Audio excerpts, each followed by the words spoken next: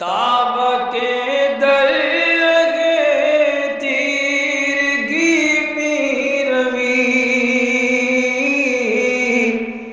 بہر توبہ درائے شباب غوی بشنو از گوش دل مثنوی مانوی در رہے صدق برتا مسمم شوی بشنو از گوش دل مثنوی مانوی در رہے صدق برتا مسمم شوی۔ بسم اللہ الرحمن الرحیم، الحمدللہ رب العالمین، والصلاة والسلام علی سیدنا و مولانا محمد سید الانبیاء والمرسلین وعلی آلہ واصحابہ اجمعین، اما بعد۔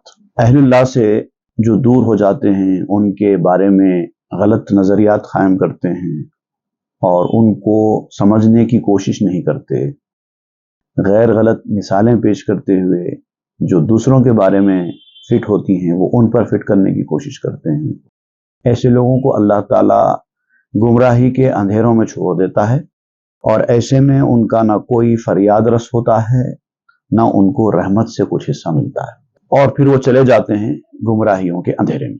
وہ جانتے ہیں نیکی کیا ہے، بدی کیا ہے، لیکن پھر بھی نیکی کے راستے پر آتے نہیں ہیں، بدی کے راستے سے بچتے نہیں ہیں۔ اچھے اور برے میں تمیز کرنے کی ان کی صلاحیت ہی ختم ہو جاتی ہے۔ اس کا ذکر کرتے ہوئے جو گفتگو چل رہی تھی وہ آج ہم آگے بڑھائیں۔ تعبد الظلمت در ظلمت می روندو نیست غوث و رحمت۔ ہمیشہ کے لیے ظلم کی وجہ سے، اپنے کرتوتوں کی وجہ سے، اپنے دل کی گندگی کی وجہ سے وہ اندھیرے میں رہتے ہیں اور اسی اندھیرے میں ڈوبتے چلے جاتے ہیں۔ ایسے میں نہ ان کے لیے کوئی فریاد ہوتی ہے، نہ ان کے لیے کوئی رحمت ہوتی ہے۔ نام نیک و بد مگر نشنید عید، جملہ دیدندو شما نا دید عید۔ شاید تم نے نیک اور بد کا نام ہی نہیں سنا ہے، حالانکہ تم جانتے ہیں کہ کوئی نیک ہوتا ہے، کوئی بد ہوتا ہے، لیکن تم ایسے ہو جاتے ہو جیسے تم کو کچھ پتہ ہی نہیں ہے۔ Perchance you have never heard the names of good and evil, ایسی کیفیت ہو جاتی ہے۔ جملہ دیدن دو شما نا دیدائی، سب دیکھتے ہیں لیکن تم کو دکھائی نہیں دیتا۔ اچھائی اور برائی ہر آدمی دیکھتا ہے اور سمجھتا ہے، لیکن جب گمراہی مقدم میں آ جاتی ہے تو دکھائی نہیں دیتا۔ دیدرا نادی دامی آرید الیک، چشم تارا وا کشایت مرگ نیک۔ دیکھتے ہوئے بھی ان کو اندیکھا خیال کرتے ہو۔ آنکھوں کے سامنے ہوتا ہے حق، آنکھوں کے سامنے ہوتے ہیں اہل اللہ، تم ان کو دیکھتے ہو لیکن تب بھی ایسے بن کر رہتے ہو جیسے تم جانتے ہی نہیں۔ ان کی طرف جو تمہارا رجحان ہونا چاہیے، جو میلان ہونا چاہیے، جو تمہاری نسبت حاصل ہونی چاہیے وہ نہیں ہوتی، اور اس طرف سے کوئی اندر سے تمہارے کوئی ایسی آواز یا کوئی اٹریکشن جو ہونا چاہیے وہ حاصل نہیں ہوتا۔ یہ سب گمراہی کے اثرات ہیں۔ لیکن جب موت آئے گی تو تمہاری ان بند آنکھوں کو کھول کر رکھ دے گی۔ آج تم جان بوجھ کر اپنی آنکھیں بند کیے ہوئے ہو، لیکن موت آئے گی تو یہ آنکھیں خود بخود کھل جائیں گی۔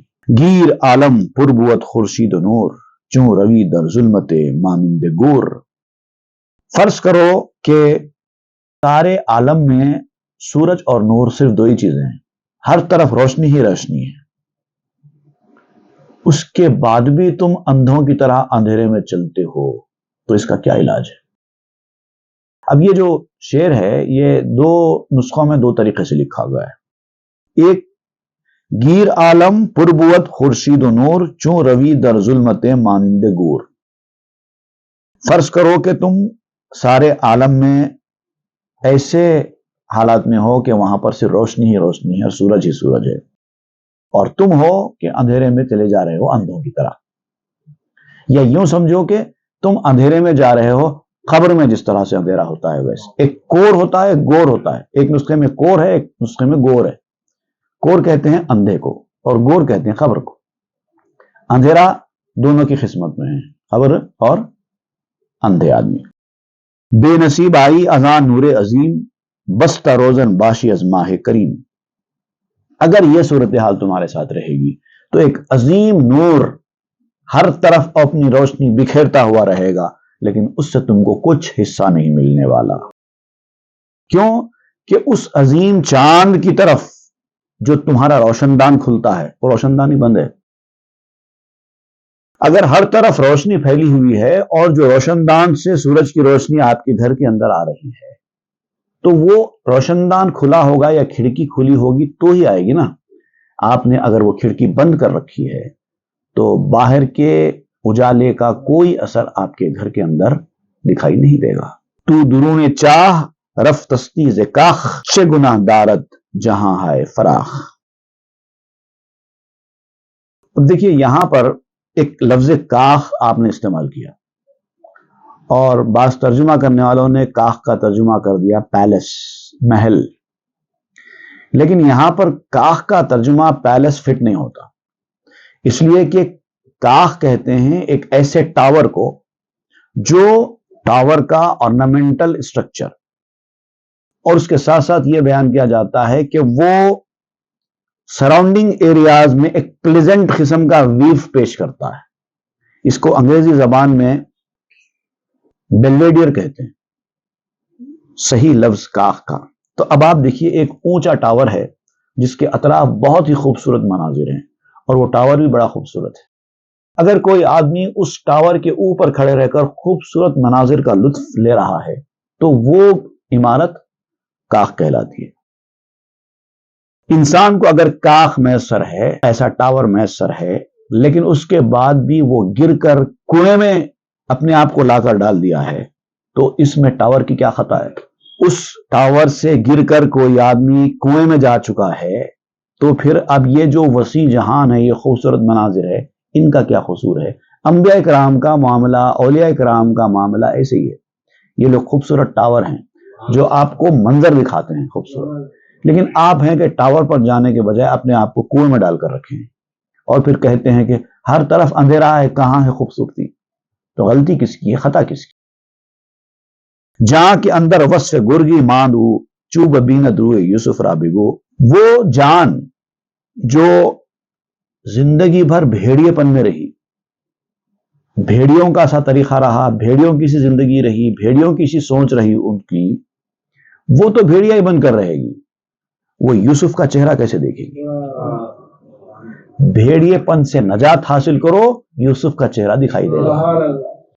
لہن داؤدی بسنگ و کوہ رسید گوش آ سنگی دلانش کم شنید. حضرت داؤد علیہ السلام جب آپ نغمہ سرائی کرتے تھے، گاتے تھے تو پتھر پر اس کا اثر ہوتا تھا، پہاڑوں پر اس کا اثر ہوتا تھا.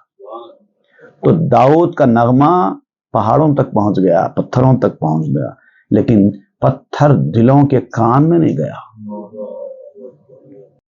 یہ دلوں کی سختی کو ختم کریں گے تو وہ چیز سنائی دے گی، دکھائی دے گی.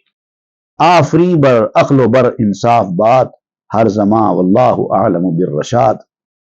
اس عقل کو، اس انصاف کی آنکھ کو مبارکباد ہے، شاباش ہے وہ آنکھ اور وہ دل ہر دور میں جو اس محرومی سے خالی ہے، جس کو دکھائی دیتا ہے، جس کو سنائی دیتا ہے، جو سمجھتا ہے کہ حق کیا ہے، اچھے لوگ کون ہوتے ہیں، کیسے ہوتے ہیں. اور ہدایت تو بہرحال اللہ کے ہاتھ میں ہے اور وہی زیادہ جانتا ہے کس کو ہدایت دینا ہے، کس کو نہیں دینا ہے. صدقوا رسلا کرامن یا صبا صدقوا روحا صباحا من صبا. اب یہاں پر آپ صبا والوں کا ذکر کر رہے ہیں. پھر ایک بار، اے صبا والو، شریف لوگوں کی تصدیق کرنے کی عادت ڈالو، شریف لوگوں کو پہچاننے کی عادت ڈالو. وہ آئے ہیں اللہ کے پاس سے تمہارے پاس، ان کی قدر کرو. اس روح کی تصدیق کرو کہ جس کو قید کیا ہے، جس نے بھی قید کیا ہے. اس روح کو اللہ تعالیٰ نے کچھ جسموں کا انتخاب کر کے اس کے اندر قید کیا ہے نا. انسان کی روح جسم کے اندر قید ہوتی ہے. اللہ تعالیٰ نے ان مقدس روحوں کو، جو انبیاء، اولیاء، صلحاء، شہداء کی جو روحیں ہوتی ہے، وہ جن جسموں میں ان کو قید کیا ہے، وہ جس نے کیا ہے اس نے کیا ہے، وہ بندے کے ہاتھ میں نہیں ہے. دوسرے لوگوں کا کام یہ ہے کہ ان کی تصدیق کریں ان کی مدد کریں۔ اللہ تعالیٰ نے قرآن مجید میں انبیاء کرام سے خطاب کرتے ہوئے رسول اللہ کے بارے میں فرمایا تھا کہ تم ان کی مدد کرنا۔ حالانکہ اللہ تعالیٰ جانتا ہے کہ یہ انبیاء کرام کا دور ختم ہونے کے بعد وہ نبی آئیں گے، لیکن ان سے کیوں وعدہ لیا؟ یہ بتانے کے لیے وعدہ لیا کہ اے ان انبیاء کی ماننے والی قومیں، تمہارے نبی جس کو تم مانتے ہو ان کو بھی ان کی مدد کرنے کا حکم دیا گیا ہے، تو تم کدھر ہو؟ صدقوہم ہم شموس طالعہ یؤمنوکم من مخاز القاریہ۔ اب یہاں پر آپ چند عربی اشعار مسلسل لاتے جا رہے ہیں۔ ان کی تصدیق کرو، وہ شموس طالعہ ہیں، طلوع کرنے والے سورج ہیں، نکلنے والے سورج ہیں۔ یؤمنوکم، تم کو امن دلائیں گے، من مخاز القاریہ، قیامت کی رسوائیوں سے تم کو بچائیں گے۔ ان کی تصدیق کرو۔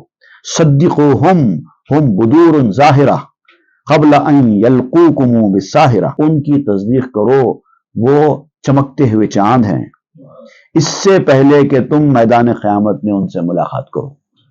میدان قیامت میں ان سے ملاقات کرنے کے بعد ان کی تصدیق کرنا فائدہ نہیں دے گا، اس ملاقات سے پہلے تصدیق کرنی ہوگی۔ صدقوہم ہم مصابیح الدجا اکرموہم ہم مفاتیح الرجا، ان کی تصدیق کرو، ان پر ایمان لاؤ، وہ اندھیروں میں روشنی ہیں، چراغ ہیں۔ ان کی عزت کرو، وہ امید کی کنجیاں ہیں تمہارے لیے، اگر وہ تم سے خوش رہیں گے تو تمہارے لیے راستے بنیں گے، امید تمہاری پوری ہوگی، وہ کنجی ہیں، اس کو ضائع مت ہونے دو۔ صدقوا من لیس یرجو خیرکم لا تضلوا لا تصدوا غیرکم، اس کی تصدیق کرو جو تمہارے مال کا امیدوار نہیں ہے۔ وہ لوگ تمہارے مال دولت کے امیدوار نہیں ہیں، ان کو کوئی مطلب نہیں ہے تمہاری کمائی سے، تمہارے مال سے۔ جو لوگ غرض کے لوگ ہیں ان کی تصدیق مت کرو، وہ تم سے کوئی غرض نہیں رکھتے، ان کی تصدیق کرو۔ لا تضلوا، گمراہ مت بنو، لا تصدوا غیرکم، تم دوسروں کو بھی ان کے پاس جانے سے مت روکو، اور غیر بھی تمہارا اگر ان کے پاس جا رہا ہے تو اس کو مت روکو، سب کو آنے دو۔ پارسی گوئیم ہی تازی بہل ہندوی ترک باش اے آب و گل۔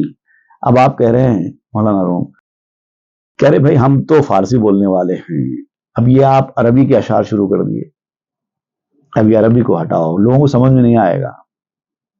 فارسی لوگوں کے لیے آپ نے یہ مثنوی لکھی ہے تو فارسی کے اشعار ہی رہنے دو، لیکن ایک روانی میں آپ سے عربی کے اشعار نکل گئے تو آپ کہتے ہیں کہ اب عربی اشعار روک دو، اب فارسی شروع کرو، اور خطاب کرتے ہیں اے مٹی اور پانی سے بنے ہوئے، آب و گل سے بنے ہوئے انسان، اس محبوب کا غلام بن جا۔ ہندوی ترک باش اے آب و گل، ترک کہتے ہیں محبوب کو، ہندو کہتے ہیں غلام کو۔ ہی گواہی ہائے شاہاں بشنوید بگرویدن داس ماہاں بگروید، یاد رکھو، جان لو، کال کھول کر سنو، بادشاہوں کی، وہ بادشاہ لوگ ہیں، ان کی شہادتیں سنو، کیا ہیں، کیسے لوگ ہیں، کیسی کیسی چیزیں ان کی گواہی دیتی ہیں، اور آسمان بھی ان کے دیوانے ہیں، وارفتہ ہیں، گرویدہ ہیں۔ تو تمہارا کام بھی ہے کہ تم بھی ان کے گرویدہ بنو۔ بڑی بڑی چیزیں، آسمان جیسی چیزیں جب ان کی شیدائی بنی ہوئی ہیں اور تم سرکشی کے میدان میں جا رہے ہو، تمہارا کام یہ ہے کہ تم ان کے گرویدہ بنو۔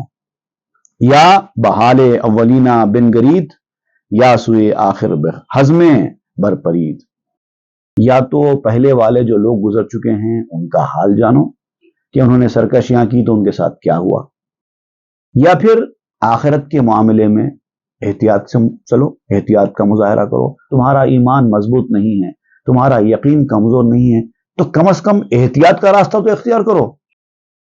حضرت علی کرم اللہ وجہ الکریم نے ایک دہریے کے ساتھ ایک مرتبہ بحث میں حصہ لیا تو اس نے کہا کہ بھائی یہ آخرت، سوال جواب ہم نہیں مانتے، ہم کو اس پہ یقین نہیں ہے۔ تو مولا علی نے ان سے فرمایا ٹھیک ہے، تم کو یقین نہیں ہے، تھوڑی دیر کے لیے میں بھی مان لیتا ہوں کہ چلو آخرت نہیں ہے، حساب کتاب نہیں ہے، for the sake of argument کچھ دیر کے لیے میں مان لیتا ہوں۔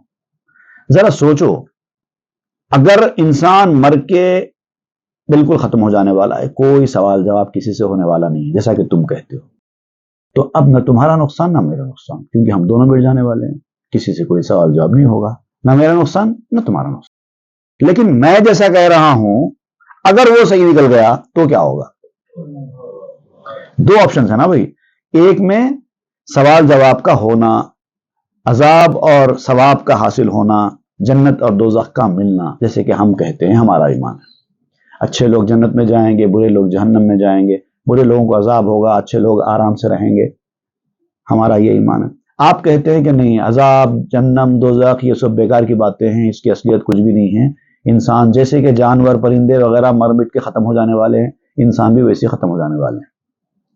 तुम्हारा एक मौक़िफ़, हमारा एक मौक़िफ़, तुम्हारा मौक़िफ़ भी सही हो सकता, हमारा मौक़िफ़ भी सही हो सकता, जैसा कि तुम समझते हो। अगर तुम्हारा मौक़िफ़ सही हो जाए तो हमारा तो कोई नुकसान नहीं। अगर हम गलत निकले, तुम सही निकले, तो न तुम्हारा नुकसान न हमारा नुकसान। लेकिन अगर हम सही निकले और तुम गलत निकले तो फिर तुम्हारा क्या होगा? इसी को कहते हैं एहतियात। अब आप यहां पर एक बड़ी खूबसूरत और बड़ी प्यारी मिसाल बयान करते हैं कि ये एहतियात होती क्या है। What is this prudence, meaning of prudence and parable of the prudent man क्या है? हज़म चेबुअत दर्द तदबीर एहतियात अज़्द आगिरी के दो रस्तस खबात। ये हज़म, ये एहतियात, ये प्रूडेंस, ये अक्ल की पुख्तकारी दो चीजों में है। वो ये है एहतियात की तदबीर करना, जहां एहतियात की चीज है वो इख्तियार करना, और एहतियात करने वाला लफ्ज़िश से, खता से दूर होता है। जब दो चीजें सामने आती हैं तो आप देखना चाहिए कि इसमें एहतियात वाला पहलू कौन सा है, वो इख्तियार करो। जैसे कि ये वाक़े में आपने देखा, अगर ये बात सही हो जाए या वो बात सही हो जाए तो दोनों में एहतियात कहां है? ये मानने में एहतियात है, वो मानने में एहतियात है, तो जहां एहतियात है वो मानो। जैसे कोई कहते हैं कि एक जन्म होने वाला इंसान का एक और एक जन्म, अच्छे अमल करेंगे तो आगे की जिंदगी अच्छी होगी, बुरे अमल करेंगे तो आगे की जिंदगी खराब होगी, फिर एक जन्म को मानते हैं। तो थोड़ी देर के लिए मान लेते हैं कि आप सही है, फिर भी तो ये जन्म ही है ना, फिर उस वक्त अच्छे अमल कर सकते हैं, तो ये कोई बड़ी खतरे वाली बात नहीं है। लेकिन हम जो कहते हैं कि आखिरत होगी, वहां पर हिसाब किताब होगा और पलट कर आने की कोई सूरत नहीं है, वो बहुत डेंजर मसला है। इसलिए एहतियात इसमें है कि उसको इख्तियार करो, इसको नहीं। तो आप कहते हैं आ ये के गोयत दरी रह हफ्त रोज नीस्त आबो हस्त रेगे पाए सोस। एक मिसाल ये है कि आप किसी दूर दराज मुकाम पे जा रहे हैं, आपने इरादा कर लिया कि फलां दूर दराज मुकाम पे मुझे जाना है। एक शख्स ने आपको इत्तला दी कि इस रास्ते में, जिस रास्ते में आप जा रहे हैं, वो आप 7 रोज तक चलते रहेंगे तो पानी नहीं मिलेगा, और पूरे रास्ते में पांव को जलाने वाली रेत मिलेगी। रेगिस्तान की गर्मी में आप गुजरेंगे 7 दिन तक, पानी का खतरा नहीं मिलेगा। एक साहब ने यह इत्तला दी। आदिगर गोयत दरोगस तीबदा के बहर शक चश्मे भीनी रवा। दूसरी एक रिवायत ये आई, एक नरेशन ये आया, दूसरा आदमी ने कहा कि नहीं, ये बात झूठ है, गलत है, ऐसा कुछ नहीं है, बल्कि वो तो रास्ता इतना अच्छा है कि हर रात जब आप गुजरेंगे वहां से तो आपको खूबसूरत मीठे पानी के बहते चश्मे मिलेंगे।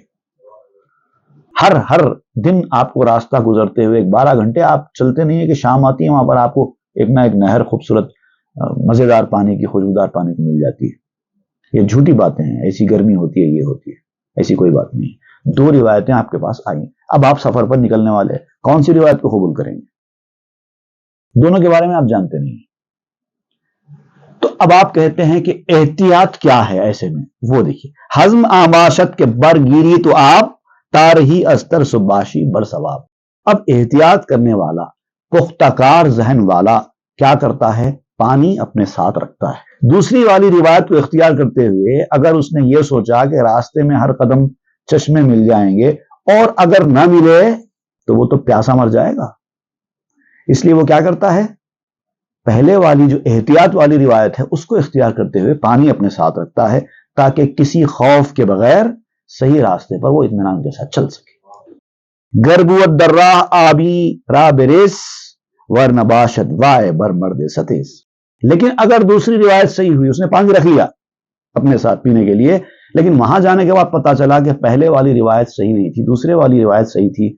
हर कदम 4 कदम पर या हर 12 घंटे के रास्ते पर मीठे पानी का चश्मा उसको मिल गया, اس کو یہ پتا چل گیا کہ دوسری روایت صحیح ہے، پانی پھینک دے سکتا ہے، وہ جو وہ پانی ساتھ لے کر گیا تھا اب اس کی ضرورت نہیں ہے بھائی، پانی پھینک سکتا ہے، لیکن ساتھ لے کے جانے میں بھلائی ہے، اسی کو احتیاط کہتے ہیں۔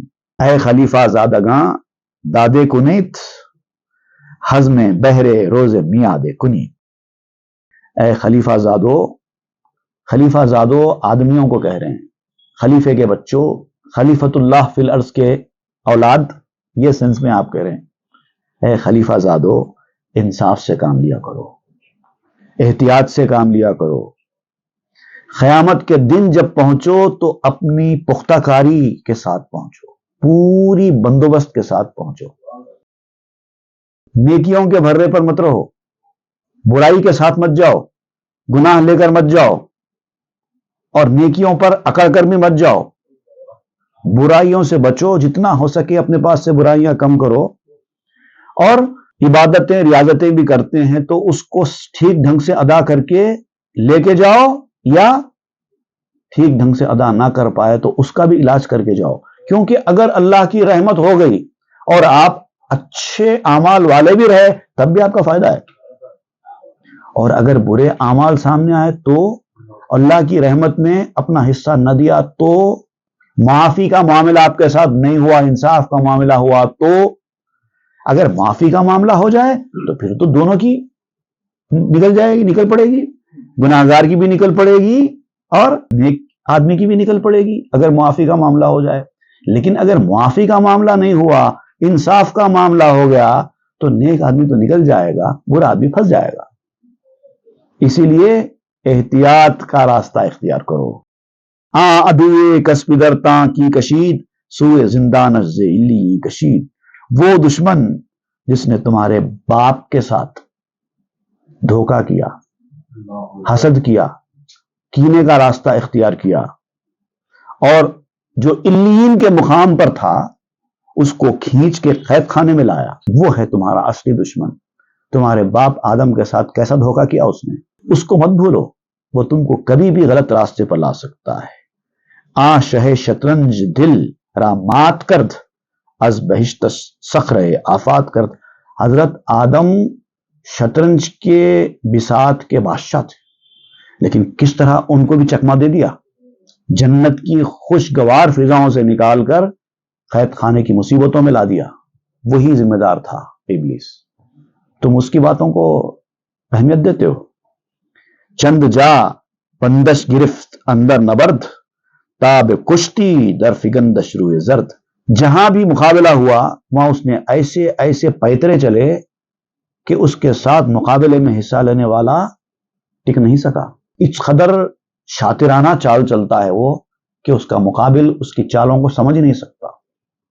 کبھی کبھار تو آپ کے سامنے ایسے پڑ جاتا ہے جیسے ہار چکا ہے، اور آپ خوش ہو جاتے ہیں کہ میں نے ابلیس کو ہرا دیا، پھر نکلتا ہے ایسا جیسے آپ پلٹ کر جاتے ہیں، ہاتھ اٹھاتے ہیں میں آج جیت لیا، فوری پیچھے سے دبوچتا ہے۔ اس طرح کی چیز ہے یہ ابلیس، اس سے بچ کر رہو۔ جب تک وہ آپ کو رسوائی کے گڑے میں نہیں ڈال دے گا چین سے نہیں بیٹھے گا۔ این چنی کردست با آ پہلواں، سست سستش من گرید دیگراں۔ اے شیطان کو نہ سمجھنے والو، اس کے مزاج کو نہ جاننے والو، بہادروں کے ساتھ اس نے کیسے کیسے چال چلے ہیں، کیسی کیسی حرکتیں کی ہیں تم کو نہیں پتا۔ اس کو حقیر چھوٹا مت سمجھو، بڑے بڑے اولیاء کو اس نے گمراہ کر دیا ہے۔ آپ نے وہ واقعہ نہیں سنا حضور پیران پیر غوث اعظم دستگیر کا، جس میں آپ کو چکما دینے کی اس نے کوشش کی لیکن وہاں پر ہار گیا؟ اس وقت اس نے خود یہ بات مانی تھی، اس بات کا اقرار کیا تھا کہ میں نے 70 اولیاء کو اس مقام پر گمراہ کیا ہے، اس نے خود اقرار کیا۔ تو اس کو حقیر مت سمجھو۔ مادرو بابائے مارا آ حسود، تاج و پیرایا بے چالا کی ربود۔ اسی حسد کرنے والے نے آدم علیہ السلام سے حسد کیا تھا نا، اس نے حسد کی بنیاد پر تو یہ دشمنی پہ اتر آیا۔ اسی حسد کرنے والے نے ہماری ماں اور ہمارے باپ دونوں کا تاج اور لباس جنت کا اچک لیا تھا، دونوں کو جنت کے باہر کر کے چھوڑا، آدم و حوا کو۔ کردشاں آجا برہنا خاروزار سالہا بگریست آدم زار زار.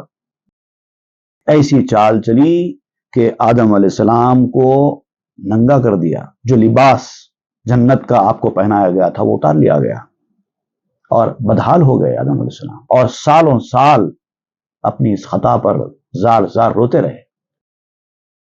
ایسی چال چلی تھی اس بدماش نے. کیز اشک چشم او روید نبت کے چرا اندر جریدہ لاست سب. اتنا روئے آدم علیہ السلام کہ ان کے آنکھوں سے نکلنے والے آنسو جب زمین پر پڑے تو گھاس اگ گئی.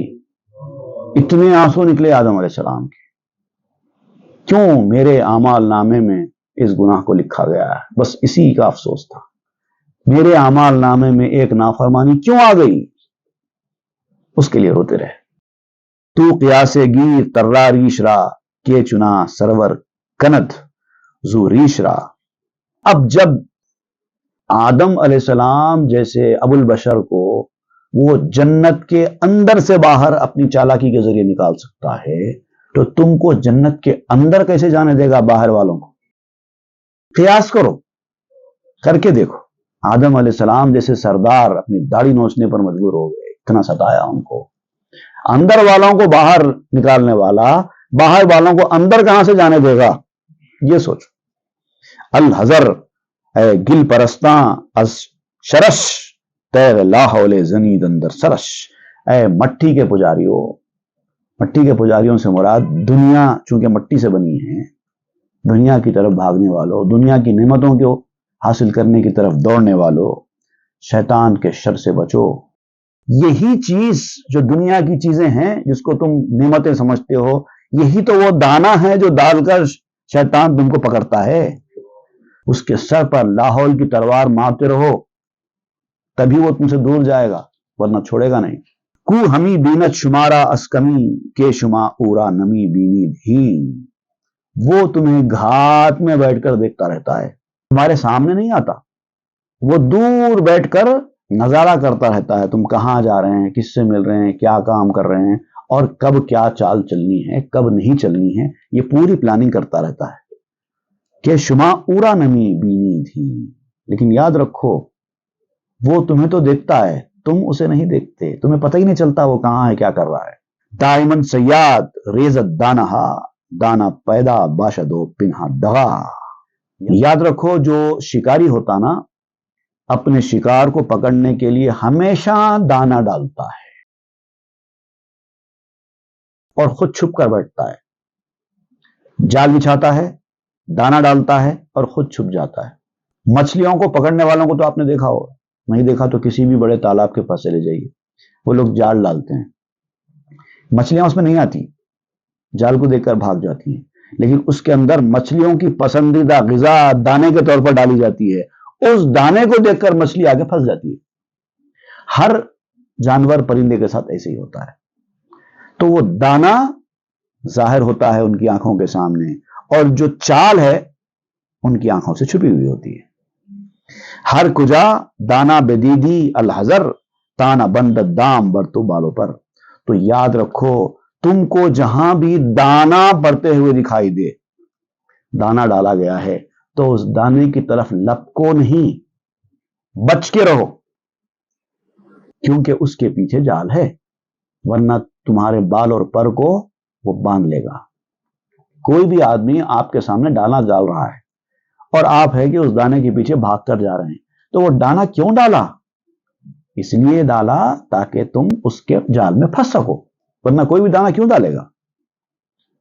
آپ کو پکڑنے میں دلچسپی ہے، اس کو دانا ڈالنے میں کوئی دلچسپی نہیں ہے. دنیا والے بھی جب ہوتے نا وہ آپ سے دوستی محبت کا اظہار کرتے ہیں، آپ کے ساتھ ہمدردی کرتے ہیں، آپ کے ساتھ خلوص کرتے ہیں، تو یہ مت سمجھو کہ یہ خلوص ہے، یہ ہمدردی ہے، یہ دوستی ہے. نہیں، دانا ڈال رہے ہیں تاکہ آپ ان کے احسان کے بندے بن جائیں اور پھر وہ آپ کو استعمال کر سکیں. اس لیے ان کا دانا وصولی مت کرو،